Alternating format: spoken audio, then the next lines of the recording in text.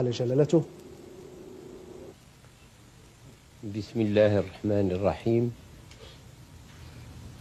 والصلاة والسلام على سيدنا محمد وعلى آله وصحبه وسلم، وعلى سيدنا موسى كليم الله صلى الله عليه وسلم.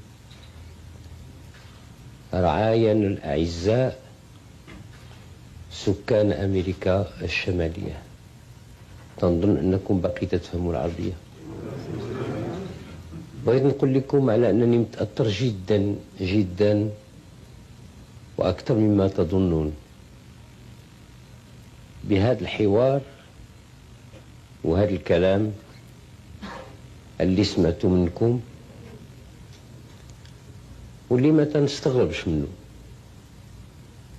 لكن تنستغرب بالعواطف الرقيقة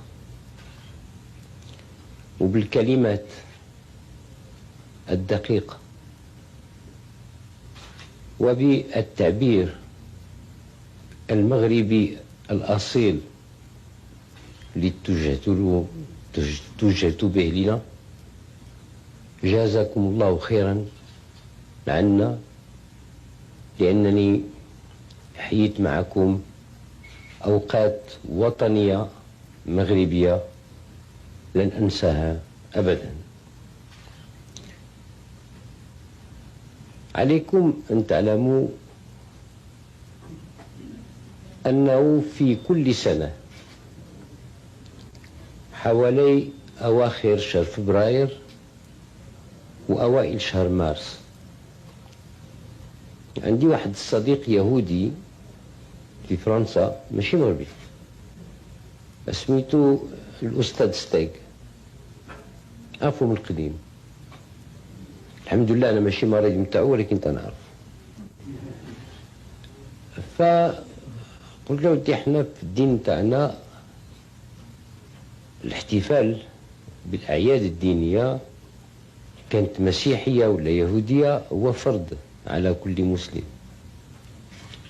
فاحنا تنعرفو امتى تزاد سيدنا عيسى، ولكن بغينا نبداو نسلموا ونصليو كذلك على سيدنا موسى في ليلة ميلاده.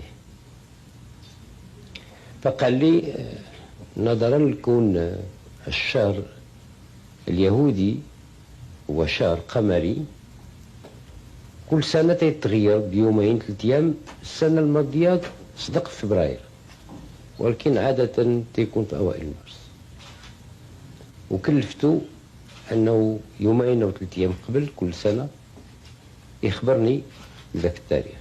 ومنذ ذلك اليوم، هذه دابا فوق 7 سنين أو 8 سنين، تيكتب لي تيقول لي يوم ازدياد رسول الله موسى عليه السلام، اللي هو يوم نتاع الموت ديالو، هو يوم كذا وكذا، وتيعلم قادر votre muezzin ستيغ. فكل سنة في ذلك اليوم، ربما أنا من المسلمين القلائل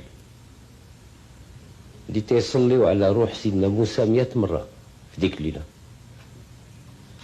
ولما تنصلي على روح سيدنا موسى في ديك الليلة عليه السلام، ما كاين شي يهودي مغربي في العالم بأسره اللي ما تيوقفش أمام وجهي آنذاك، واللي ما تندعيلوش بالخير، واللي ما تنطلبلوش الله أنه يرجع لبلادو ويتسارها ويزورها ويسر رحم مع الأحياء ويزور قبور الأموات. فعلا أنتم رعايانا، عندكم مزايا كبيرة بالنسبة لليهود الآخرين. أي واحد يمكن تسولو تقول له فين باك، فين دفن جداك، فين كبرتي، يقول لك ما نعرفش. أنتما أعطاكم الله واحد الكرامة غريبة. واحد أولا سبقتوا العرب للمغرب.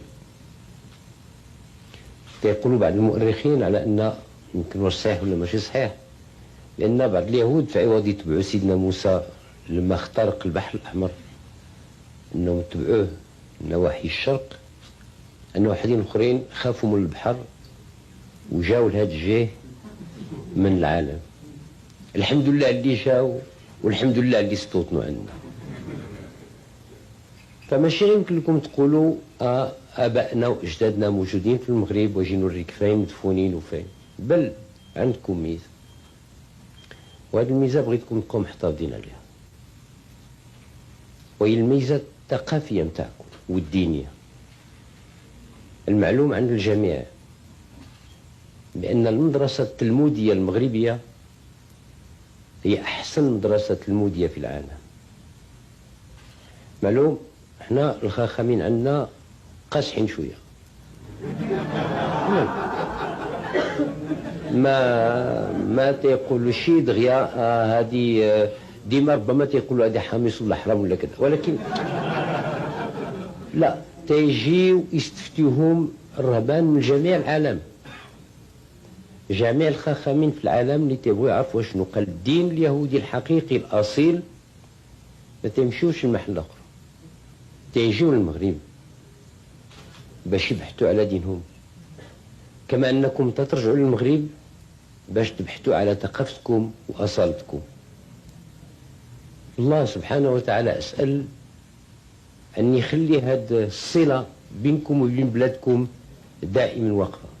قولوا آمين معنا حتى ويجعلكم كذلك دائما محفوفين بعناية الله وكرمه، ويكثر عليكم الرزق ديالو والفضل ديالو، ويجعلكم تصلوا الرحم مع أخوانكم المسلمين في المغرب أكثر وأكثر.